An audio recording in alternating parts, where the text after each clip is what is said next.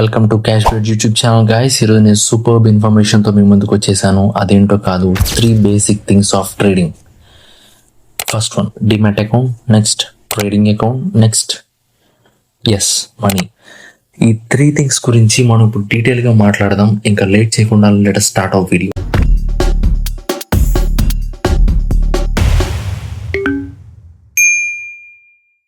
Okay, so మనం వెనక నుండి డిస్కస్ చేద్దాం. అంటే ఫస్ట్ మనం మనీ గురించి మాట్లాడదాం. సో మనీ ఉంటేనే మనం ట్రేడింగ్ చేయగలం. బట్ మనీ ఎక్కడి నుంచి వస్తుంది? సేవింగ్స్ నుంచి వస్తుంది. సో ఇప్పుడు మీలో చాలామంది అనుకోవచ్చు, మాకు వచ్చే శాలరీ తక్కువ, లేకపోతే మాకు వచ్చే ఇన్కమ్ తక్కువ, సో ఆ ఇన్కమ్ నుంచి ఇంకా సేవింగ్స్ అనేది ఎట్లా చేయాలి, అంత సేవింగ్స్ ఉండవు బ్రో మాకు అని. సో వాళ్ళందరికీ నేను చెప్పేది ఒకటే, అదేంటంటే మీరు మీ శాలరీ ఆర్ ఇన్కమ్ వచ్చిన వెంటనే ఫస్ట్ కొంత భాగం సేవింగ్స్ కింద పక్కన పెట్టేయండి. తర్వాత మిగిలిన అమౌంట్తో మీ ఎక్స్పెండిచర్స్ అన్ని చూసుకోండి. It's the best technique for savings. ఇది ఒక మైండ్ సెట్. ఆ మైండ్ సెట్ని మనం అలవాటు చేసుకోవాలి.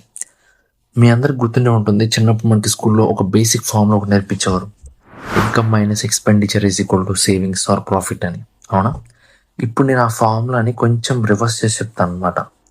అదేంటంటే income minus savings is equal to expenditure.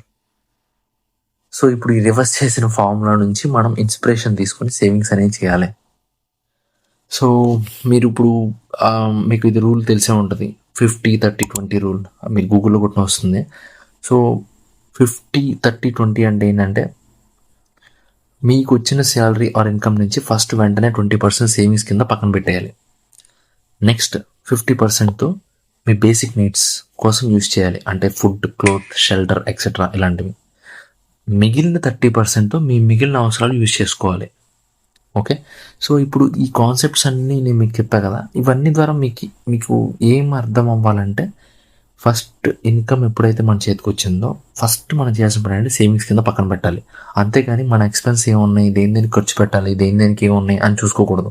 First savings పక్కన పెట్టేసి అప్పుడు మిగిలిన ఎక్స్పెన్సెస్ కోసం మనం అలొకేట్ చేసుకోవాలి. ఇది మెయిన్ రూల్. ఇది బేసిక్ ఆ మైండ్ సెట్ మనం అలవాటు చేసుకోవాలని చెప్తున్నాం. ఓకే, నెక్స్ట్ ఇది చెప్తుంటే నాకు చైల్డ్హుడ్ ఒక ఇన్సిడెంట్ గుర్తొస్తుంది. అందరికీ ఇంట్లో ఇచ్చారు కదా పాకెట్ మనీ. సో ఆ పాకెట్ మనీ ఇచ్చిన టైంలో 5 రూపీస్ 10 రూపీస్ అట్లా ఇచ్చేవారు. ఆ టైంలో ఎట్లా మా మమ్మీ ఏం చెప్పేవారంటే, ఇప్పుడు 5 రూపీస్ చేతిలో పెట్టిన వెంటనే నేను గవ్వ కొనుక్కోవడానికి బయటకు వెళ్ళిపోవాడిని.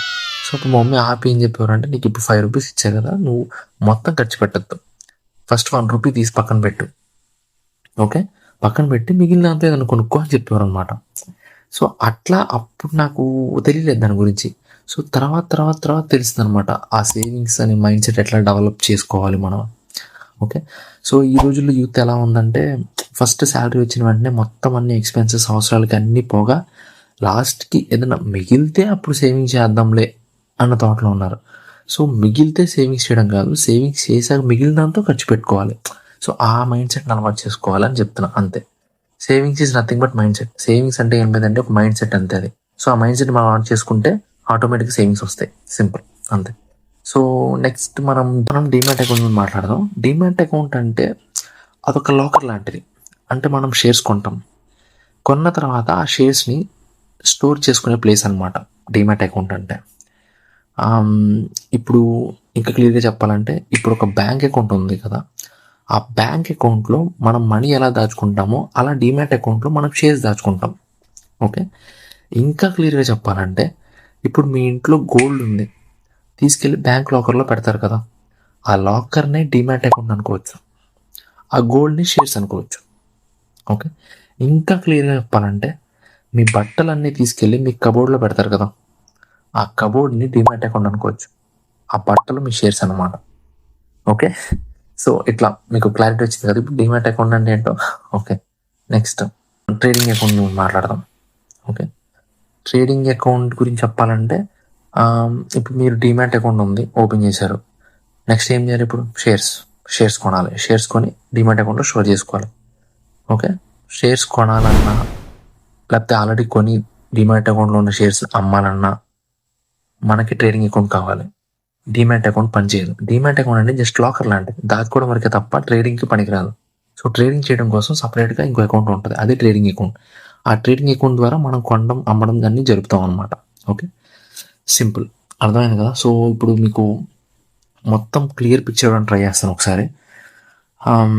మనం ట్రేడింగ్ అకౌంట్ ద్వారా షేర్స్ కొని ఆ కొన్న షేర్స్ని తీసుకొచ్చి మన డిమాట్ అకౌంట్లో షో చేసుకుంటాం. అలాగే ఇప్పుడు ఆ షేర్స్ అమ్మాలంటే డిమాట్ అకౌంట్ నుంచి షేర్స్ తీసుకెళ్ళి ట్రేడింగ్ అకౌంట్ ద్వారా షేర్స్ అమ్మేస్తాం. అర్థమైందా? యా, హోప్ మీకు అర్థమైందని. ఇక్కడ ఒక ఇంపార్టెంట్ థింగ్ కూడా చెప్పాలనుకుంటున్నాను. అదేంటంటే రీసెంట్గా నన్ను చాలామంది అడిగారు, more than 1 demat account, more than 1 trading account ఉండొచ్చా అని. ఎస్, ఆఫ్ కోర్స్, మీకు మోర్ దెన్ 1 మెయింటైన్ చేయొచ్చు. డిమాట్ అకౌంట్ కానీ ట్రేడింగ్ అకౌంట్ మనం మోర్ దెన్ 1 మెయింటైన్ చేయొచ్చు మీరు, నో ప్రాబ్లం. కాకపోతే ఏంటంటే ఎంతమంది దగ్గర మెయింటైన్ చేస్తే అంతమంది ఛార్జెస్ అని, యాన్యువల్ ఛార్జెస్ అని పే చేయాలి కదా మనం.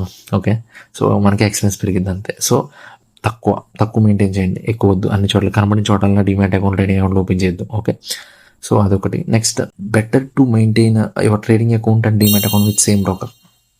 ఓకే, ఒకే బ్రోకర్ దగ్గర మెయింటైన్ చేయండి. రెండు డిఫరెంట్ బ్రోకర్స్ దగ్గర వద్దు. ఈ రోజుల్లో కొంతమంది డిమాట్ అకౌంట్ ఏమో ఒక దగ్గర, ట్రేడింగ్ అకౌంట్ ఒక దగ్గర మెయింటైన్ చేస్తారు. సో మీకు కన్ఫ్యూజన్ వచ్చింది, అలాగే కొంచెం క్లారిటీ మిస్ అవుద్ది కొన్ని విషయాల్లో. సో ఆ ప్రాబ్లం అంతా లేకుండా రెండు ఒక దగ్గర మెయింటైన్ చేయండి. ఓకే, నెక్స్ట్ ఏంటంటే చూస్ యువర్ బ్రోకర్ వైజ్లీ.